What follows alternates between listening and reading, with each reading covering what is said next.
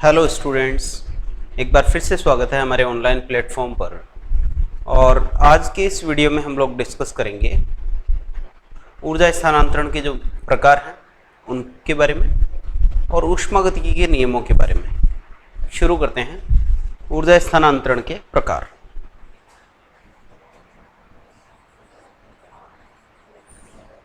ऊर्जा स्थानांतरण के प्रकार।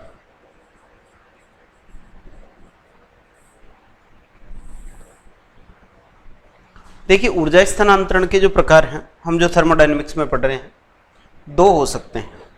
कितने प्रकार के हो सकते हैं? ऊर्जा का स्थानांतरण किस प्रकार से हो सकता है? एक तो ऊष्मा के रूप में हो सकता है। किस रूप में हो सकता है? ऊष्मा के रूप में, जिसको हम लोग क्यू बोलते हैं, ठीक है। और एक होता है कार्य के रूप में, कार्य के रूप में, जिसको हम लोग कहते हैं W, ठीक। ऊष्मा के रूप में ऊर्जा का स्थानांतरण कब होता है? ऊष्मा के रूप में ऊर्जा का स्थानांतरण तब होता है जब वस्तु या यूं कहें निकाय और परिवेश के बीच में तापांतर हो, ताप में अंतर हो, तो ऊष्मा के रूप में ऊर्जा का स्थानांतरण होता है। तो इसमें लिख लेते हैं हम लोग, ये कब होगा? ऊष्मा के रूप में, ऊष्मा के रूप में, ऊष्मा के रूप में क्या हो गया इसको?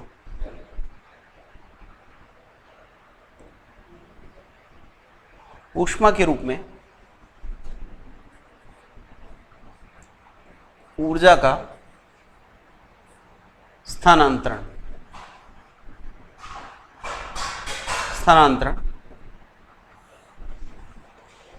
कब होता है? तब होता है जब निकाय तथा परिवेश के बीच में ताप में अंतर हो, तभी होता है।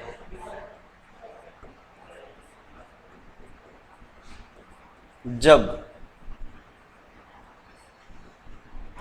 निकाय और परिवेश के बीच में, निकाय व परिवेश के मध्य, परिवेश के मध्य तापांतर हो। क्या हो? तापांतर हो।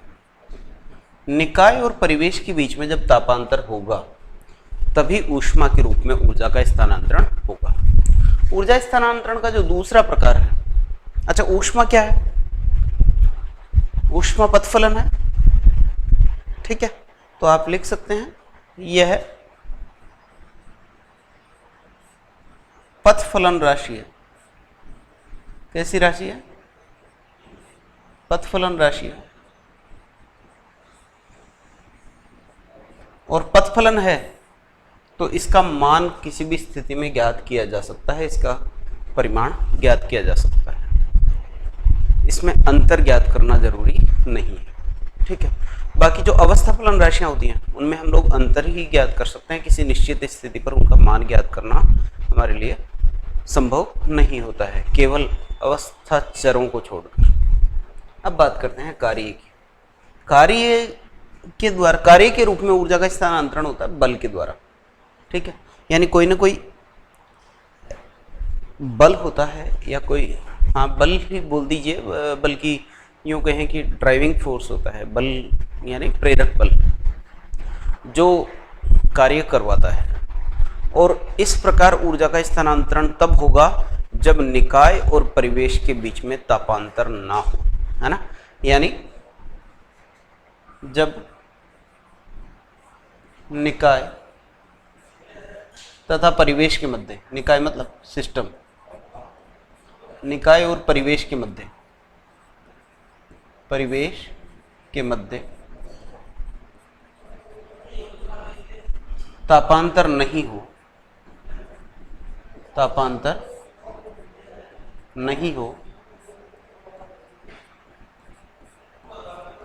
तो निकाय और परिवेश के बीच में तापांतर नहीं हो तो ऊर्जा का स्थानांतरण कार्य के रूप में होता है। ऊर्जा स्थानांतरण किस रूप में होता है? ऊर्जा स्थानांतरण कार्य के रूप में होता है, कार्य के रूप में होता है। ठीक है, कार्य के रूप में ऊर्जा का स्थानांतरण होगा।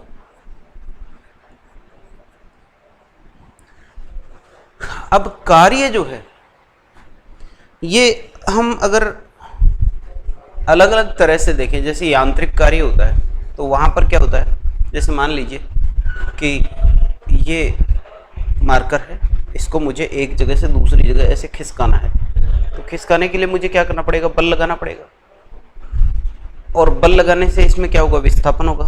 तो बल गुणा विस्थापन, इसको क्या कह देते हैं, कार्य। तो यहाँ दो चीजें हैं, एक तो क्या किया, यानी हमने बल लगाया, बल लगाने से हुआ क्या, इसमें क्या चेंज हुआ, इसमें विस्थापन हुआ। ठीक है, तो एक तो होता है इंटेंसिटी फैक्टर और एक होता है कैपेसिटी फैक्टर। इन दोनों का जो गुणनफल होता है वो किए गए कार्य के बराबर होता है। इन दोनों का गुणनफल क्या होता है, किए गए कार्य के बराबर होता है। यानी जो वर्क होता है ना, WORK, work is equal to intensity factor. Intensity factor का मतलब तीव्रता कारक, इंटेंसिटी फैक्टर, इंटेंसिटी फैक्टर क्या बोलेंगे, तीव्रता कारक, into capacity factor, into capacity factor, क्षमता कारक। दो फैक्टर्स का गुणनफल होता है, दो फैक्टर्स का गुणनफल होता है। कोई भी किसी भी तरह का कार्य हो वो हमेशा क्या होता है, दो फैक्टर्स का गुणनफल होता है। देखिए कैसे, अगर हम यांत्रिक कार्य की बात करें, किसकी, यांत्रिक कार्य की, ये लीजिए, अगर मैं बात करता हूं यांत्रिक कार्य की, यांत्रिक कार्य, तो हम जानते हैं ये कितना होता है, ये होता है W equal to F.ds, F.ds, यानी बल गुणा विस्थापन, बल गुणा विस्थापन। ये लीजिए, बल गुणा विस्थापन। तो बल के द्वारा तो हो रहा है कार्य, और कैसे परिवर्तन की वजह से हो रहा है, विस्थापन की वजह से। ठीक है, तो बल तो क्या हो जाएगा, कैपेसिटी फैक्टर, और विस्थापन क्या हो जाएगा, इंटेंसिटी फैक्टर। ठीक है, ऐसे ही गुरुत्वीय कार्य हो सकता है, गुरुत्वीय कार्य, गुरुत्वीय कार्य, गुरुत्वीय कार्य होता है W equal to mgh, W equal to mgh। m द्रव्यमान की कोई वस्तु को h ऊंचाई पर ले जाया जाए, किसके विरुद्ध, गुरुत्वीय त्वरण के विरुद्ध, तो किया गया कार्य क्या होता है, mgh। किया गया कार्य क्या होता है, mgh। इसमें mg क्या है, वेट है, और h क्या है, हाइट। तो W और h यानी वेट और हाइट का गुणनफल क्या हो जाएगा, किया गया कार्य। तो यहाँ पर ये भी क्या है, दो राशियों का गुणनफल है, एक इंटेंसिटी फैक्टर और दूसरा कैपेसिटी फैक्टर। ऐसे ही अगर मैं बात करूं विद्युतीय कार्य की, विद्युतीय कार्य, विद्युतीय कार्य, तो W इक्वल टू होता है माइनस NF ही है ना, W क्या होता है, NF लिख लेते हैं, NFE सेल, NFE। W क्या होता है, NFE। यहाँ E जो है ये क्या है, सेल विभव है, और NF क्या है, N तो है मोलों की संख्या, और F है एक मोल इलेक्ट्रॉनों का आवेश। तो मान लीजिए 2 मोल इलेक्ट्रॉन का प्रवाह हो रहा है, किसकी वजह से, सेल विभव की वजह से। तो ये ई सेल जो है ये तो है सेल विभव, ई सेल तो क्या है यहाँ पर, ई क्या है, सेल विभव, और इसकी वजह से क्या हो रहा है, आवेश का प्रवाह हो रहा है।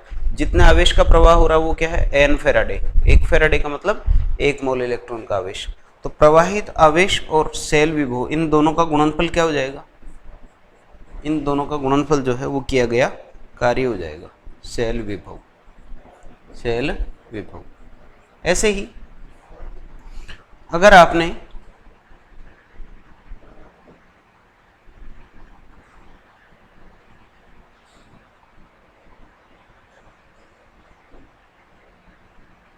मान लीजिए आपने ले रखा है, आप बात कर रहे हैं बाह्य दाब के विरुद्ध किए गए कार्य की। किसकी? बाह्य दाब के विरुद्ध किए गए कार्य की। बाह्य दाब के विरुद्ध, बाह्य दाब के विरुद्ध किए गए कार्य की, किए गए कार्य की। तो बाह्य दाब के विरुद्ध जो किया गया कार्य होता है, बाह्य दाब के विरुद्ध किया गया कार्य होता है ना, वो होता है minus P external into delta we. तो यहाँ पे भी क्या है? पी एक्सटर्नल, ये तो दाब है, और डेल्टा वी क्या है? आयतन में परिवर्तन। तो ऐसे कार्य किसी भी प्रकार का हो, वो क्या होगा? दो राशियों का गुणनफल होगा, एक जिसकी वजह से कार्य हो रहा है और एक जिस परिवर्तन की वजह से कार्य हो रहा है। ठीक है, एक तो जिसकी वजह से हो रहा है, जैसे बल लगाया तो बल की वजह से कार्य हो रहा है, और बल लगाने से क्या हुआ? विस्थापन हुआ, तो विस्थापन की वजह से कार्य है। ठीक है, इस तरह से कार्य के दो प्रकार हो जाएंगे, ऊष्मा और कार्य के दो फैक्टर हो जाएंगे, तीव्रता कारक और क्षमता कारक। और ऊर्जा स्थानांतरण के दो रूप कौन कौन से हैं? ऊष्मा और कार्य। कार्य भी जो है ये पथफलन है, कार्य भी क्या है? ये है भी पथफलन राशि। तो दोनों ही कैसे हैं? पथफलन है, यानी दोनों ही किस पर डिपेंड करते हैं? निकाय की अवस्था परिवर्तन के पथ पर निर्भर करते हैं। ठीक, अब बात करते हैं ऊष्मागतिकी के नियमों की। ऊष्मागतिकी के नियम, लॉज ऑफ थर्मोडायनेमिक्स, ऊष्मागतिकी के नियम।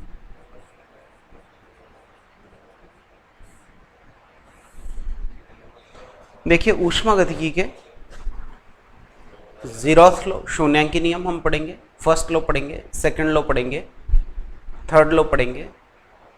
ऊष्मागतिकी का शून्यांकी नियम जो है किरचॉफ ने दिया था। ये सब अनकही नियम है, यानी ये नियम जो है व्यवहार में जो चीज़ें हो रही हैं उसके आधार पर नियम बने हुए हैं। ठीक है, जैसे पानी हमेशा ऊपर से नीचे ही गिरेगा, नीचे से ऊपर नहीं जाएगा, तो ये एक नियम है हमेशा। ठीक, तो कुछ नियम होते हैं अनकही नियम, वो नियम जो हैं ऊष्मागतिकी के नियम बन गए हैं, है ना। व्यवहार में कुछ ऐसी चीज़ें होती हैं जो नियम बन जाती हैं, उनमें से पहला नियम है ऊष्मागतिकी का शून्यांकी नियम। ऊष्मागतिकी का शून्यांकी नियम, तो सबसे पहले बात करते हैं जीरोथ लॉ ऑफ थर्मोडायनेमिक्स, ऊष्मागतिकी का शून्यांकी नियम। शून्यांकी नियम,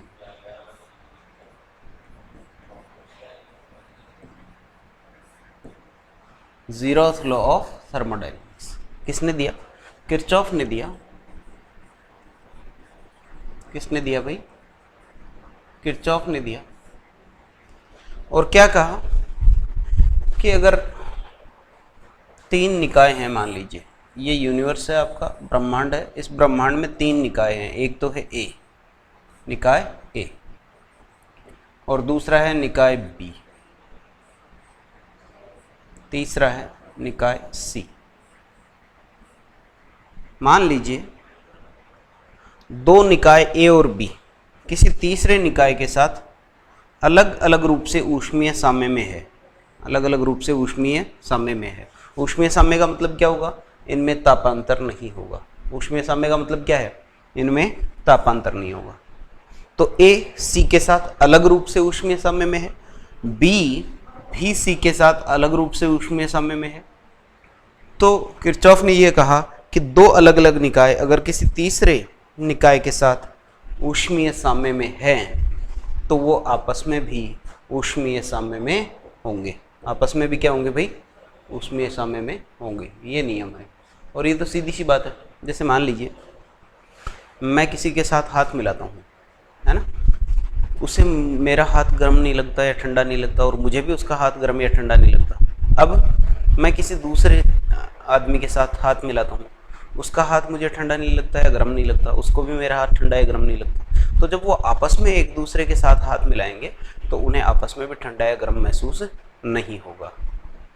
इसका मतलब अगर एक निकाय किसी दूसरे निकाय के साथ ऊष्मीय में है, वही निकाय किसी तीसरे निकाय के साथ ऊष्मीय साम्य में है, तो दूसरा और तीसरा निकाय भी आपस में क्या होंगे, ऊष्मीय साम्य में होंगे।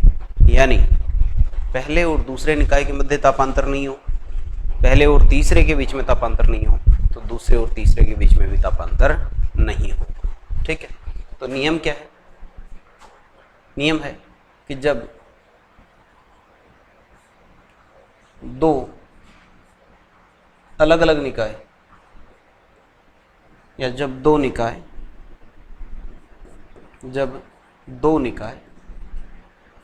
अलग अलग रूप से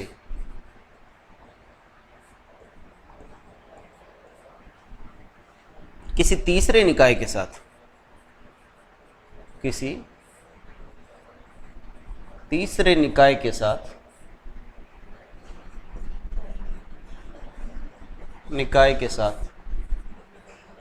ऊष्मीय साम्य में हो,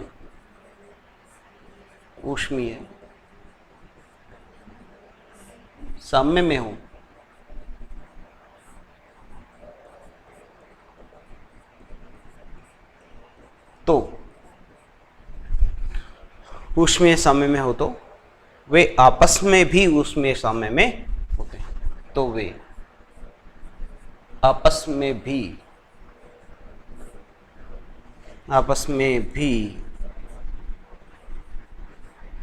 ऊष्मीय साम्यावस्था में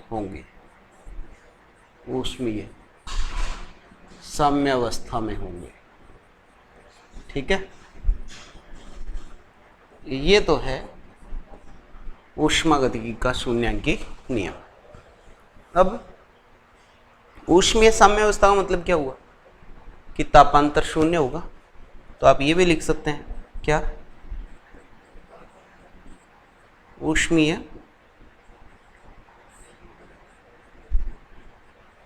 साम्य का तात्पर्य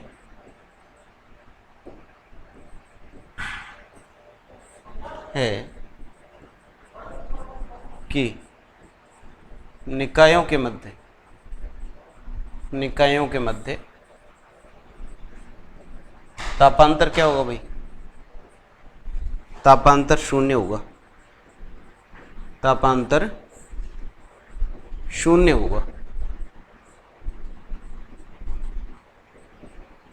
कितना होगा, 0 होगा। ठीक है, तापांतर कितना होगा, 0 होगा। ओके,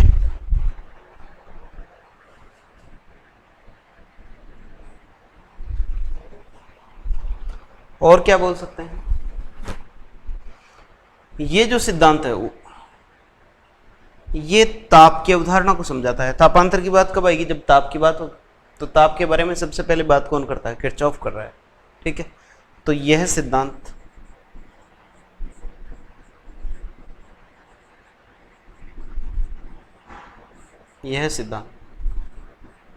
या यह नियम बोल दें, यह नियम ताप के सिद्धांत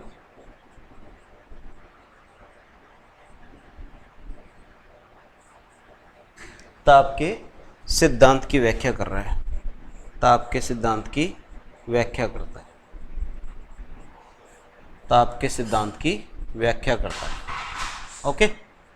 ये बात हुई ऊष्मागतिकी का शून्यांकी नियम क्या होगा। ओके, नेक्स्ट देखिए,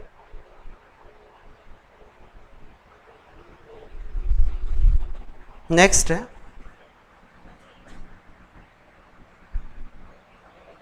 ऊष्मागतिकी का प्रथम नियम।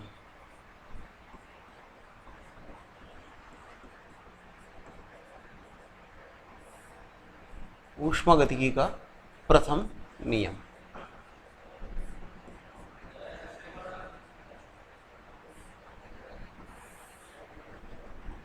ऊष्मागतिकी का प्रथम नियम क्या है?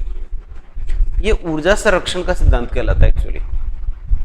ये कहता है कि निकाय को आपने ऊष्मा दी है या निकाय से ऊष्मा ली है,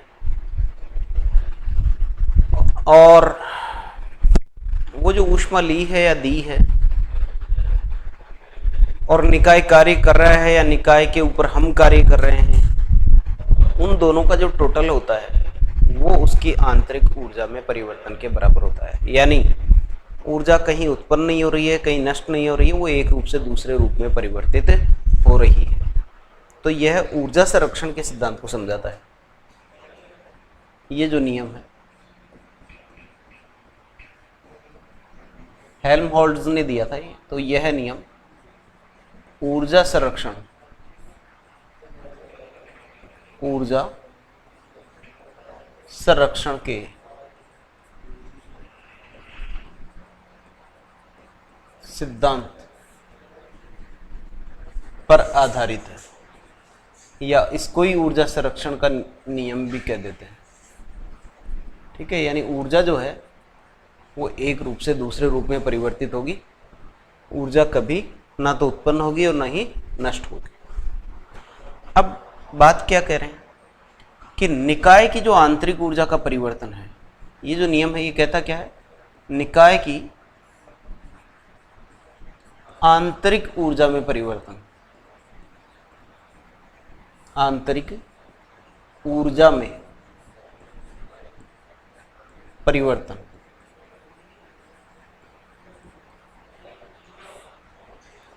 डेल्टा ई जो है वो किए गए कार्य और ऊष्मा के योग के बराबर होता है। W के Q क्या है? ऊष्मा, और W क्या है? किया गया कार्य, किया गया कार्य। अब हमने ये नहीं कहा है कि कार्य निकाय ने किया है या परिवेश ने किया है, हमने कहा है किया गया कार्य। अब बात करते हैं साइन कन्वेंशन की, कि अगर निकाय कार्य करे तो क्या होगा और निकाय पर परिवेश कार्य करे तो क्या होगा। तो एक बार साइन कन्वेंशन यानी चिन्ह परिपाटी को समझ लेते हैं। ये लीजिए, साइन कन्वेंशन, साइन कन्वेंशन चिन्ह परिपाटी।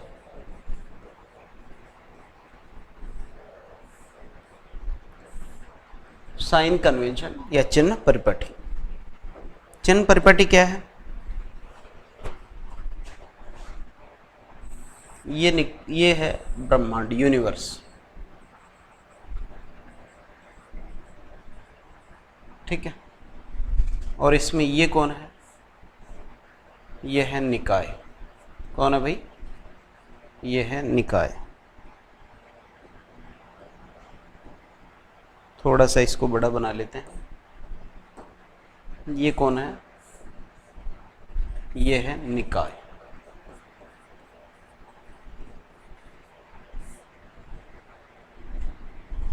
ठीक, ये ब्रह्मांड, यूनिवर्स, और ये कौन है? निकाय। अब ध्यान ये रखना है क्या, कि अगर निकाय कार्य करता है, कार्य कौन करता है? निकाय। अगर निकाय कार्य करता है तो जो W है वो होगा नेगेटिव में। कैसा होगा? नेगेटिव। निकाय कार्य करेगा तो निकाय की ऊर्जा घटेगी। याद रखने के लिए आप ऐसे याद रख सकते हैं, निकाय कार्य करेगा तो निकाय की ऊर्जा घटेगी, और घटने का मतलब माइनस चिन्ह। तो निकाय कार्य करेगा तो W कैसा होगा? नेगेटिव में। और अगर निकाय पर कार्य किया जाता है, निकाय पर कार्य किया जाता है तो उसकी ऊर्जा बढ़ेगी, और वो कैसा आएगा? पॉजिटिव में। यानी W नेगेटिव का मतलब क्या हुआ? W नेगेटिव का मतलब है निकाय द्वारा कार्य किया जाएगा, निकाय द्वारा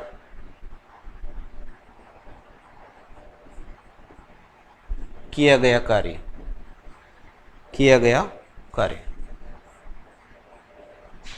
W नेगेटिव में है, इसका मतलब निकाय कार्य कर रहा है। और अगर W पॉजिटिव में है, W पॉजिटिव में है, इसका मतलब निकाय पर परिवेश द्वारा किया गया कार्य है। कार्य कौन कर रहा है? हम कर रहे हैं। परिवेश द्वारा किया गया कार्य, किया गया कार्य। अब बात करते हैं ऊष्मा की। ऊष्मा में भी ऐसे ही ध्यान रखना है कि अगर निकाय को ऊष्मा दी गई है तो निकाय की ऊर्जा बढ़ेगी Q पॉजिटिव में, Q पॉजिटिव में। और अगर निकाय ऊष्मा दे रहा है, परिवेश निकाय से ऊष्मा ले रहा है, तो ऐसे केस में Q कैसे होगा? नेगेटिव में। Q कैसे होगा भाई? नेगेटिव में। तो Q जो है नेगेटिव में है, इसका मतलब निकाय द्वारा ऊष्मा दी जा रही है, निकाय द्वारा ऊष्मा दी जा रही है, निकाय द्वारा दी गई ऊष्मा। अगर निकाय ऊष्मा दे रहा है तो वो नेगेटिव में होगी। वो कैसे होगी? नेगेटिव में होगी। और अगर निकाय ऊष्मा नहीं दे रहा है, निकाय को ऊष्मा दी जा रही है, तो क्या होगा? Q पॉजिटिव में होगा। Q पॉजिटिव में, इसका मतलब क्या है? निकाय को दी गई ऊष्मा, निकाय को दी गई ऊष्मा, निकाय को दी गई ऊष्मा। ठीक है, ये साइन कन्वेंशन हमें ध्यान रखना है। अब ये जो नियम है delta E equal to Q plus W, अगर आप फिजिक्स में पढ़ते हैं तो फिजिक्स में आपको मिलेगा Q equal to del E plus W। Physics में आपको नियम क्या मिलेगा? Q equal to del E plus W। वहां क्या कहता है? वो कहता है कि अगर निकाय को Q ऊष्मा दी जाती है तो वो Q ऊष्मा दो तरह के काम करेगी। एक तो उसकी आंतरिक ऊर्जा में वृद्धि करेगी और दूसरा निकाय को काम करने में हेल्प करेगी, यानी निकाय के द्वारा काम किया जाएगा। अब निकाय के द्वारा काम किया जाएगा, इसका मतलब W किस में होगा? नेगेटिव में। तो यहां पे भी अगर आप W नेगेटिव में रखो तो उधर जाके पॉजिटिव हो जाएगा, फॉर्मूला वही बन जाएगा, del Q equal to del E plus W। तो कंफ्यूजन की कहीं जरूरत नहीं है। केमिस्ट्री में हम लोग ऐसे पढ़ते हैं और फिजिक्स में इसी फॉर्मूले को कैसे पढ़ते हैं? Q equal to del E plus W। तो दोनों एक ही हैं, कोई फर्क नहीं है। बस ध्यान ये रखना है कि हमें साइन कन्वेंशन जो है वो सही तरीके से यूज करना आना चाहिए।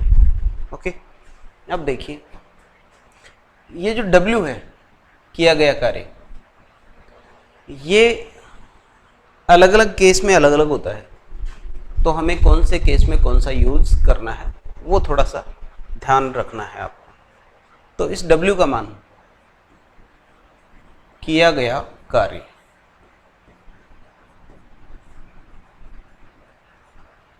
किया गया कार्य यानी W, ये अलग अलग प्रक्रमों में अलग अलग तरीके से होता है। कितना होगा देखिए, इसका मान जो है किए गए कार्य का, ये अगर बात करें समतापी प्रक्रम की, समतापी प्रक्रम, तो समतापी प्रक्रम में देखो ये फॉर्मूला किस तरह से काम करेगा। समतापी में हमें पता है कि टेम्परेचर जो होता है वो कांस्टेंट होता है। टेम्परेचर कैसा होता है? कांस्टेंट होता है। जब टेम्परेचर कांस्टेंट होगा तो डेल्टा T 0 होगा और dt भी आप 0 बोल सकते हैं, डेल्टा टी बोल दीजिए, dt बोल दीजिए। ताप में परिवर्तन कितना होगा? 0। और जब ताप में परिवर्तन होता है तो आंतरिक ऊर्जा में भी कोई परिवर्तन नहीं होता है, क्योंकि आंतरिक ऊर्जा होती है ना डेल्टा ई, वो होती है NCV dt, NCV dt। जब dt 0 हो जाएगा तो डेल्टा ई कितना हो जाएगा? dt 0 हो जाएगा तो डेल्टा ई कितना हो जाएगा? 0। अब ये वैल्यू आप यहां पुट करेंगे तो डेल ई इक्वल टू क्या हो जाएगा? Del E equal to Q plus W. Del E 0 हो गया तो Q equal to minus W, Q equal to minus W, या W equal to minus Q। एक तो ये चीज। दूसरी बात, इस W का फॉर्मूला क्या होगा? W का फॉर्मूला क्या होगा? तो देखिए, ये जो समतापी प्रक्रम है ये भी दो तरह से संपन्न हो सकता है, उत्क्रमणीय रूप से और अनुत्क्रमणीय रूप से। तो जिस W का मान है वो उत्क्रमणीय के केस में तो कितना आएगा और अनुत्क्रमणीय में कितना आएगा, ये देख लेते हैं।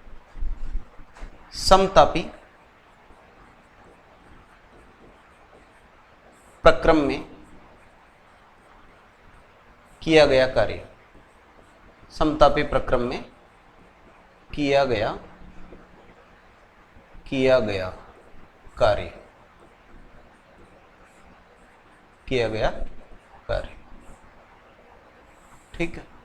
समतापी प्रक्रम में किया गया कार्य, देखिए कार्य जो होगा वो होगा प्रेशर की वजह से होगा, और प्रेशर की वजह से क्या होगा? आयतन में परिवर्तन होगा।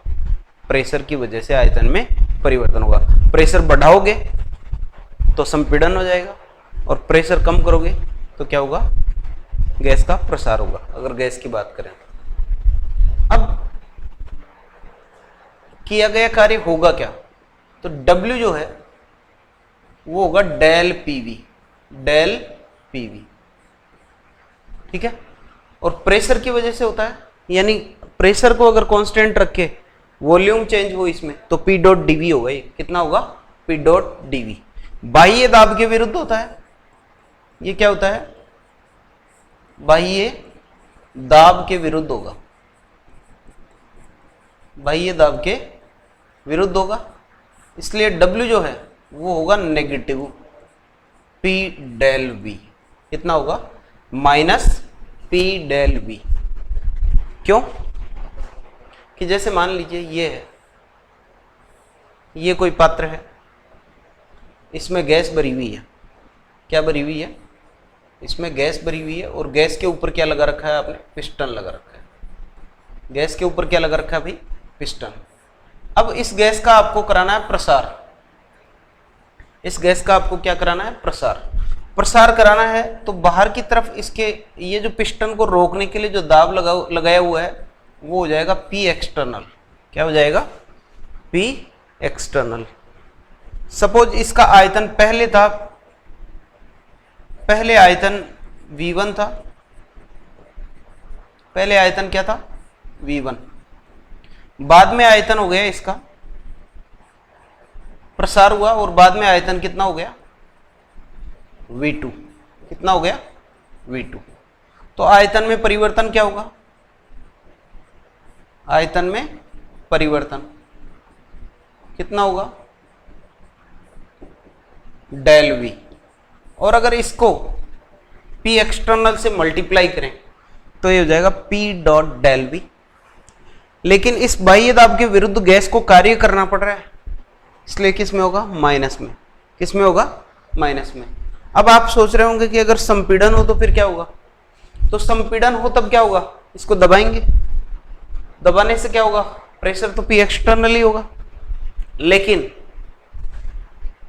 आयतन में क्या होगा? अब की बार कमी आएगी, और V2 माइनस V1, आयतन में परिवर्तन कितना होगा? V2 माइनस V1, और ये आएगा माइनस में। जब माइनस में आएगा V2 माइनस V1 किस में आएगा? माइनस में। और यहाँ डेल्टा V माइनस में लिखोगे तो माइनस माइनस हो जाएगा प्लस, यानी संपीड़न में वही कार्य कैसा हो जाएगा? संपीड़न में वही कार्य कैसा हो जाएगा? प्लस में हो जाएगा।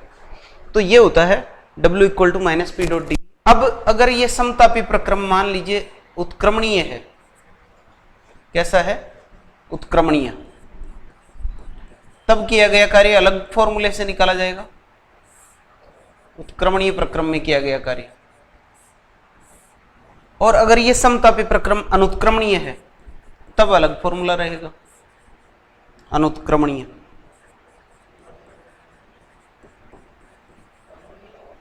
और आपको पता है कि उत्क्रमणीय प्रक्रम में किया गया कार्य अनुत्क्रमणीय प्रक्रम में किए गए कार्य से थोड़ा अधिक होता है, तो यह है अनुत्क्रमणीय प्रक्रम। अनुत्क्रमणीय प्रक्रम में तो किए गए कार्य का फॉर्मूला यही रहेगा, minus P dot del V, minus P dot del V, इसी फॉर्मूले से निकलेगा। लेकिन उत्क्रमणीय प्रक्रम में किया गया कार्य जो है W equal to minus P dot DV, minus P dot DV, यानी पी डॉट डीवी का क्या करेंगे, हम समाकलन करेंगे v1 से v2 तक लिमिट्स लगाकर, और इसका जब समाकलन करेंगे तो ये जो p है ना, इस p की जगह हम ऐसे लिख सकते हैं, हम जानते हैं pv इक्वल टू nRT होता है, तो p की जगह क्या लिख सकते हैं, nRT अपॉन v लिख सकते हैं। क्या लिख सकते हैं भाई, nRT अपॉन v। तो यहां पर अगर आप nRT अपॉन v लिखेंगे तो ये हो जाएगा nRT upon v into D v1 से v2। n कांस्टेंट मोलों की संख्या, r कांस्टेंट, समतापी प्रक्रम में तो t भी कांस्टेंट, यानी nRT पूरा क्या हो जाएगा, कांस्टेंट। तो ये जो w आएगा ये आएगा माइनस nRT,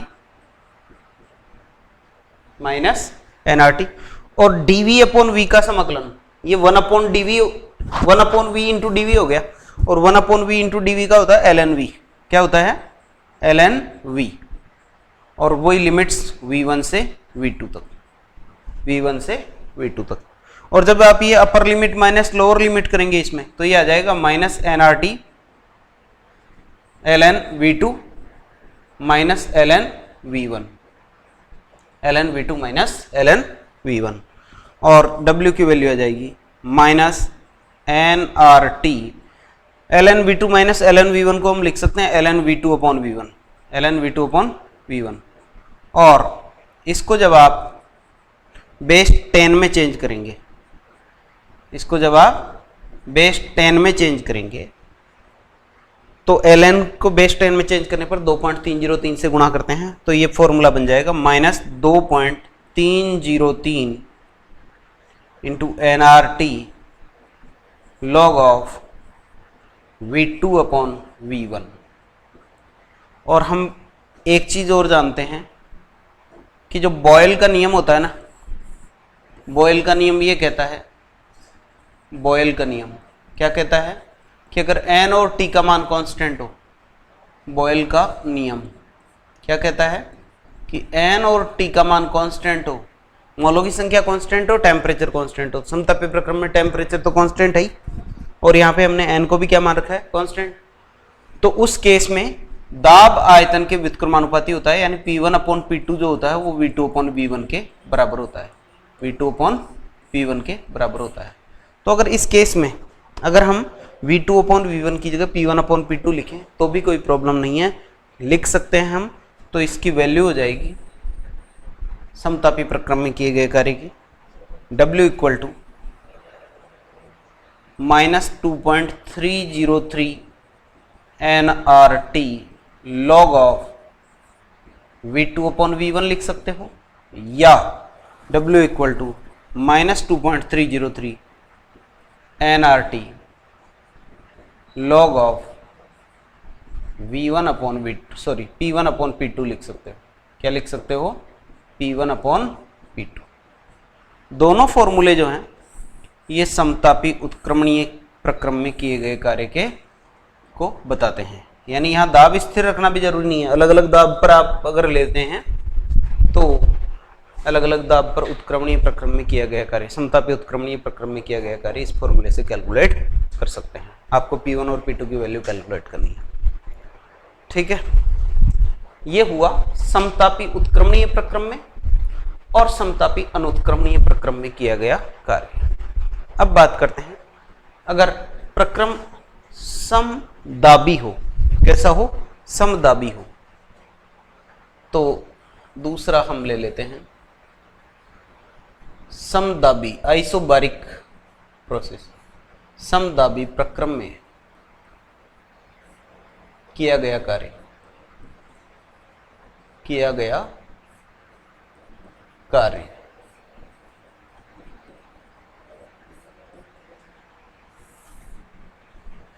समदाबी प्रक्रम में किया गया कार्य। ये जो है, अगर समदाबी प्रक्रम भी दो तरह का है, हो सकता है। देखो, समदाबी प्रक्रम में प्रसार में किया गया कार्य क्या होगा और संपीड़न में क्या होगा। प्रसार अगर है तब क्या होगा और संपीड़न है तो क्या होगा। तो समदाबी प्रक्रम है तो किया गया कार्य W जो है वो होगा minus P dot D V या P dot del V, minus P dot del V. तो उस केस में क्या करेंगे,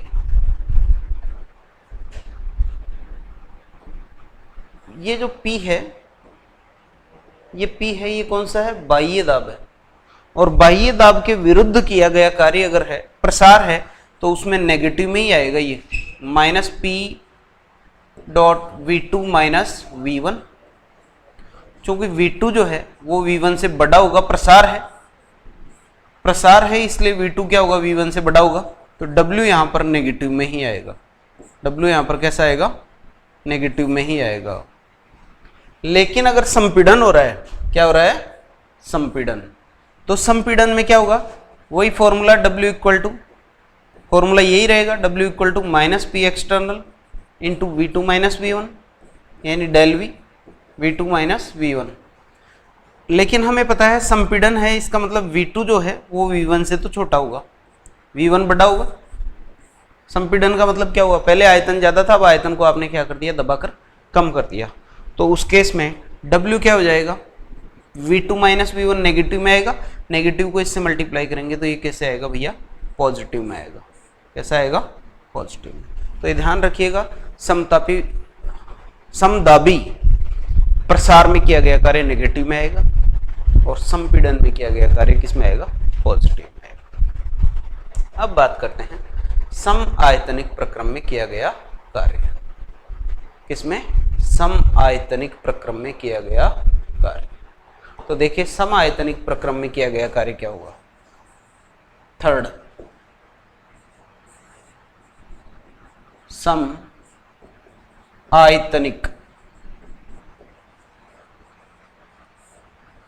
प्रक्रम में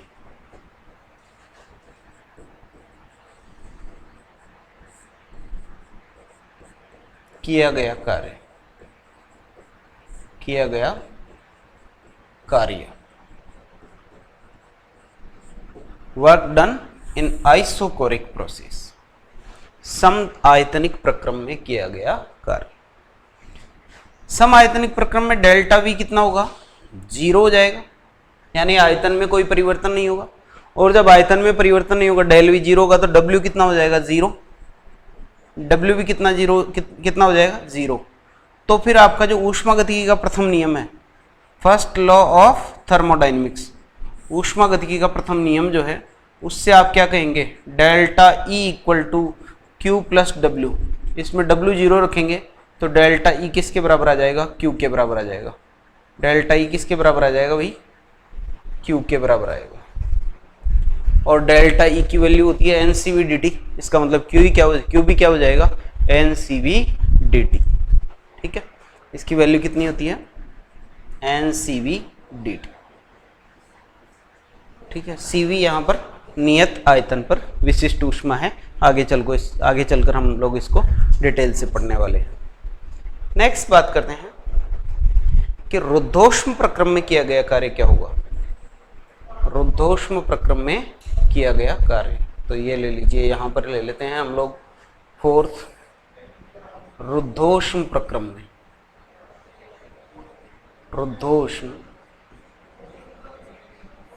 प्रक्रम में किया गया कार्य।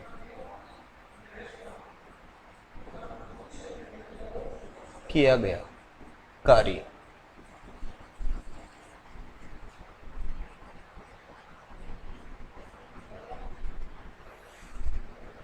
रुद्धोष्म प्रक्रम में किया गया कार्य। अच्छा, इसमें एक चीज और जोड़ लीजिए, जैसे मैंने कहा अभी इसमें पीछे वाले में समतापी प्रक्रम में, समतापी प्रक्रम में हमें कुछ नहीं दे रखा है ना क्वेश्चन में, अनुत्क्रमणीय उत्क्रमणीय, तब हमें ये वाला फॉर्मूला यूज करना है, ठीक है। लेकिन अगर उत्क्रमणीय प्रक्रम का कुछ हिंट दे रखा है, उत्क्रमणीय प्रक्रम का हिंट का मतलब है निश्चित ताप पर, नियत ताप पर, नियत ताप तो दोनों में देगा, समतापी तो कहेगा ही कहेगा, नियत ताप के साथ साथ यहां पर बोलेगा कि किसी बाह्य बल के विरुद्ध, स्थिर बाह्य दाब के विरुद्ध, स्थिर बाह्य दाब के विरुद्ध।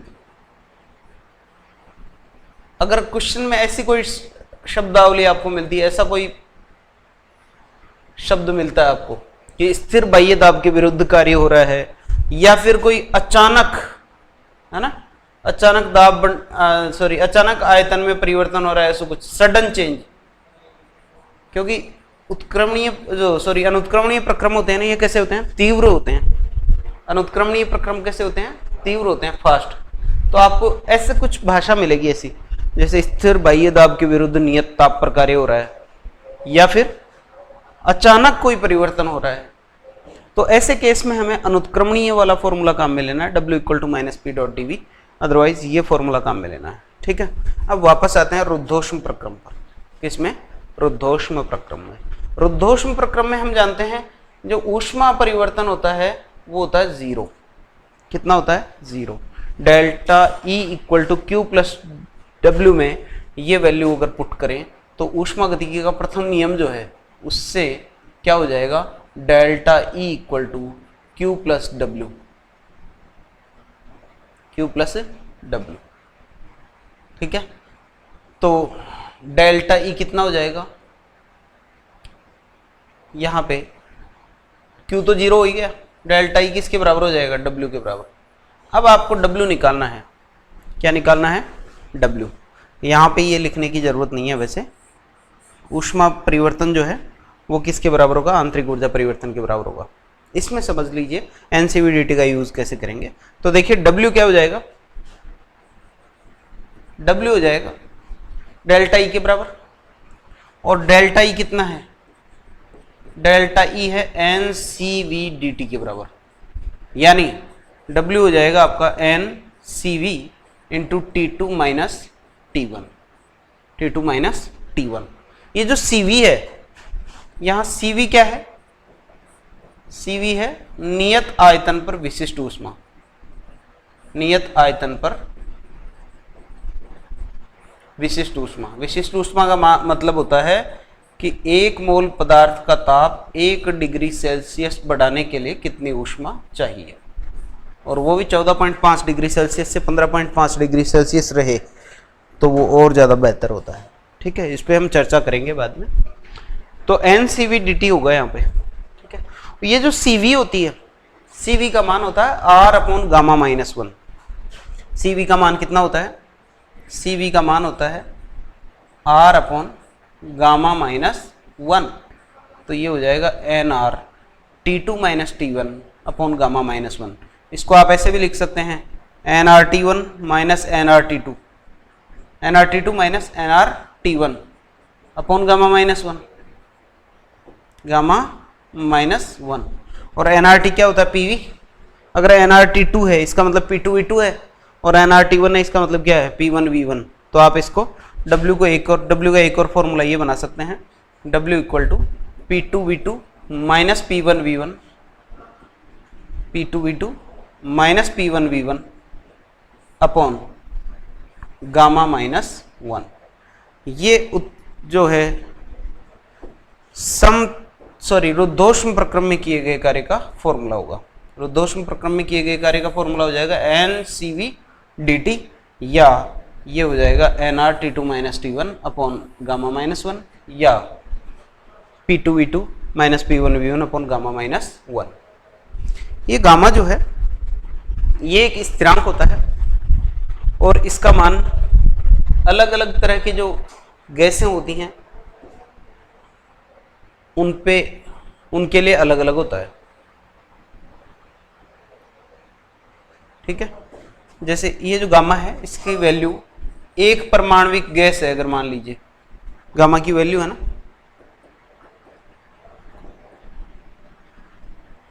एक परमाणविक गैस के लिए गामा की वैल्यू, एक परमाणविक,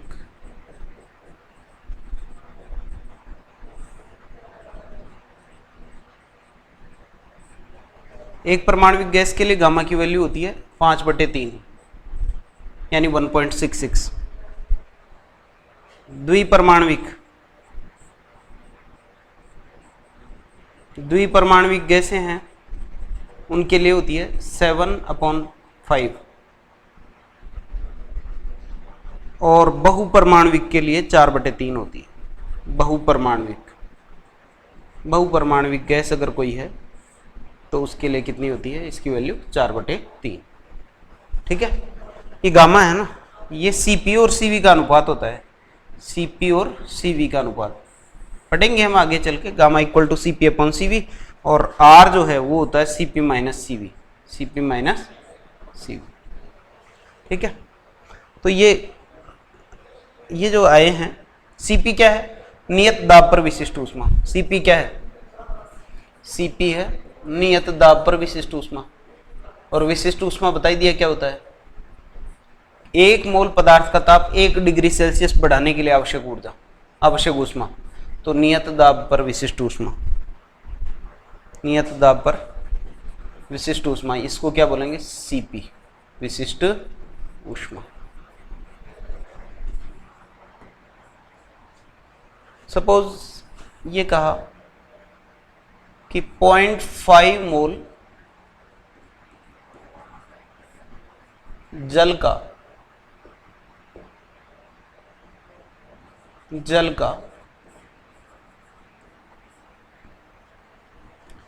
1 एटमॉस्फेरिक प्रेशर, ये बाह्य दाब है, इसके विरुद्ध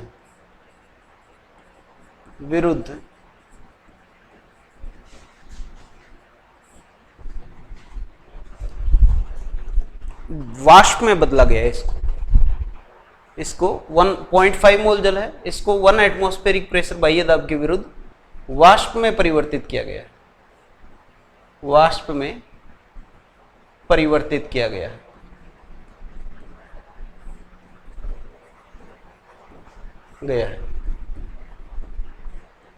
आपसे पूछेगा किए गए कार्य की गणना करो। आंतरिक ऊर्जा पूछ सकता है, आंतरिक ऊर्जा में परिवर्तन पूछ सकता है, एंथैल्पी पूछ सकता है ना, ऊष्मा। तो आपसे पूछ लिया गया सपोज किए गए कार्य की गणना करो, किए गए कार्य की गणना करो।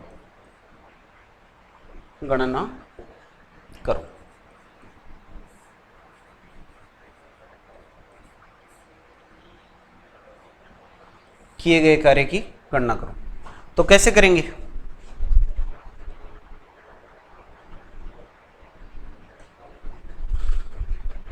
ये रहा,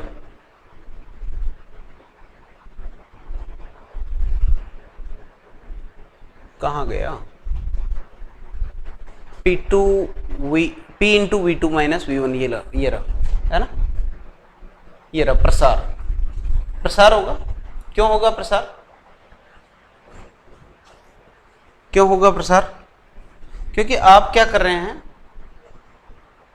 आप जल वाष्प में बदल रहे हैं। ये क्या हो रहा है, आप क्या कर रहे हैं भाई,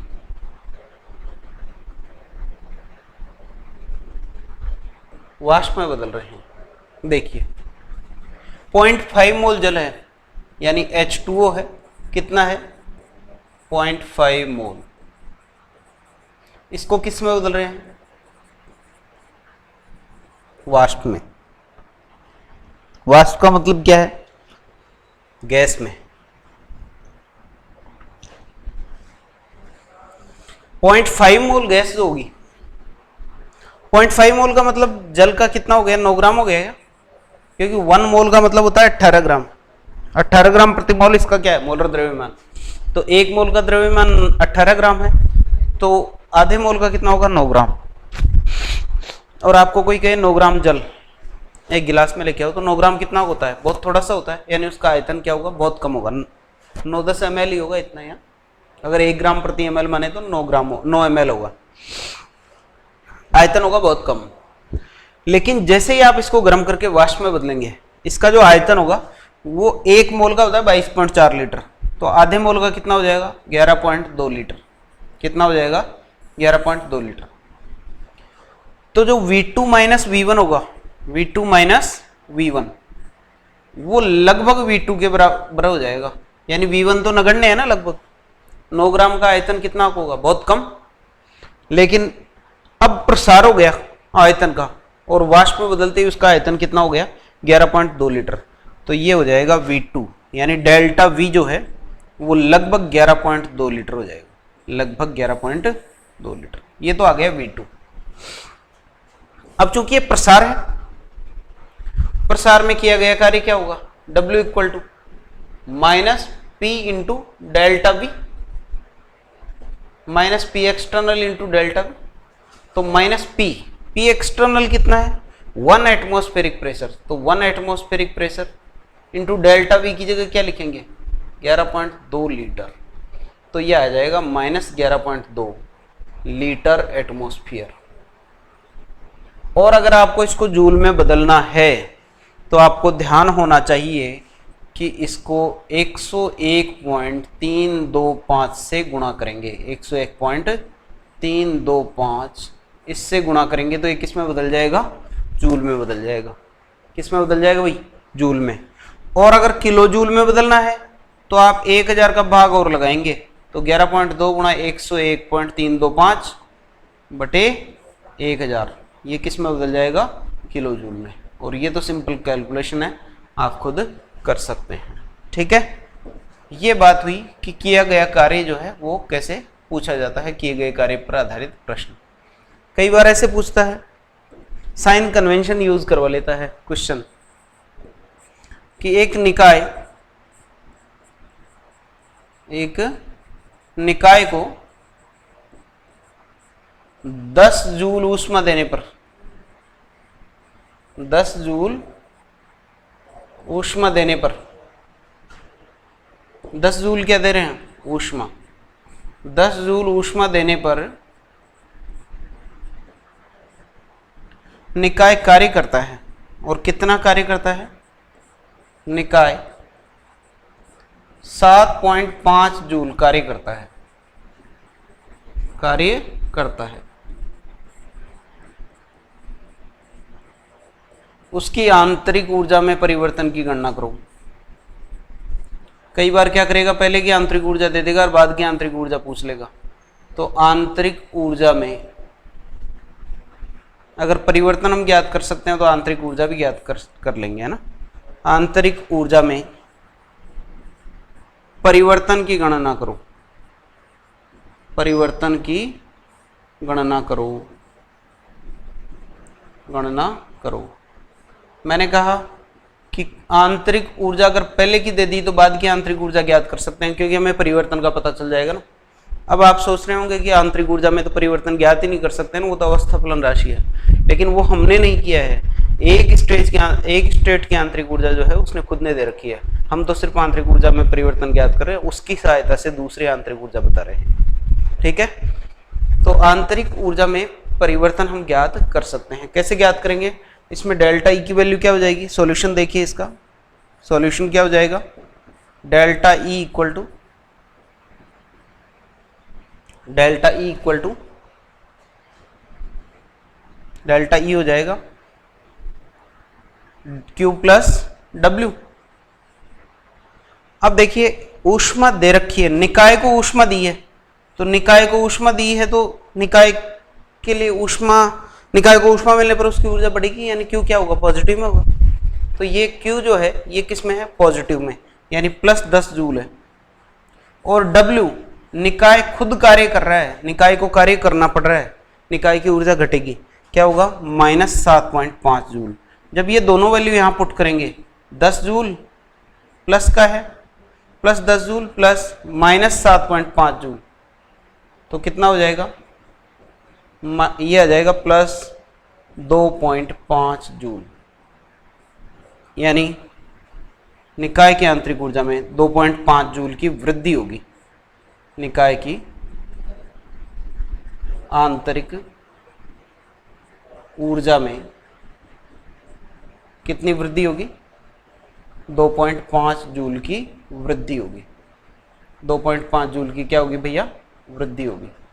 ठीक है, इतने की वृद्धि होगी। ये बात हुई इस तरह के प्रश्नों की। ठीक है।